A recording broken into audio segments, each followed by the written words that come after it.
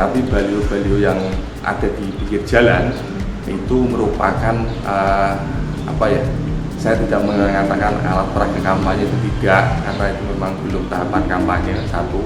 Yang kedua, hari ini belum ada yang namanya penetapan calon tetap. DJT kan belum ditetapkan, DJT nanti ditetapkan baru tanggal 3 November dan diumumkan tanggal 4. Artinya apa? Hari ini ketika Bawaslu menindak baliho itu malah menyalahi prosedur.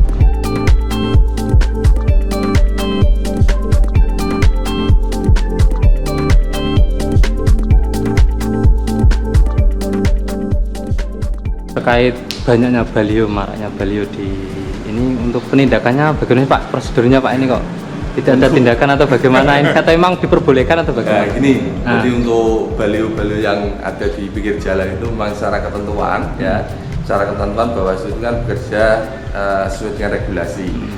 Regulasi untuk pelaksanaan kampanye ini kan ada di PKPU 15/2023 yang diubah dengan PKPU 20/2023 ini memang saat ini belum memasuki tahapan kampanye. Tapi baliho-baliho yang ada di pinggir jalan itu merupakan saya tidak mengatakan alat peraga kampanye itu tidak, karena itu memang belum tahapan kampanye satu. Yang kedua, hari ini belum ada yang namanya penetapan calon tetap. DJT kan belum ditetapkan, DJT nanti ditetapkan baru tanggal 3 November dan diumumkan tanggal 4. Artinya apa? Hari ini ketika Bawaslu menindak baliho itu malah menyalahi prosedur, karena mereka belum ditetapkan sebagai calon legislatif maupun calon presiden. Yang kedua, nanti mungkin Bawaslu akan memberikan teguran kepada peserta pemilu yang pasca penetapan DJT tanggal 4 itu setelah diumumkan. Ini kan ada tahapan, ada jeda waktu yang kosong antara tanggal 4 sampai tanggal 27 November, karena tanggal 28 baru dimulai masa kampanye. Nah, kekosongan hukum inilah yang kemudian nanti akan kami dari Bawaslu akan menindak terkait dengan baliho-baliho tersebut. Karena apa? Mereka kan sudah resmi menjadi peserta pemilu, sudah ditetapkan sebagai calon legislatif, dan calon legislatif belum boleh melakukan kegiatan kampanye.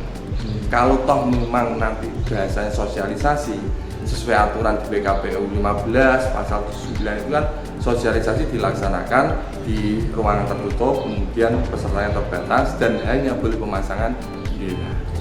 Kalau tempat-tempat sendiri Pak yang dilarang-larang, yang dilarang untuk pemasangan baliho terkait dengan pemasangan ini, kemarin kami mendorong di waktu rapat di KPU untuk dari Pemda ini masih membuat satu keputusan bupati lah, bukan peraturan bupati. Kalau peraturan kan terlalu lama, keputusan bupati mana-mana zonasi-zonasi yang dilarang.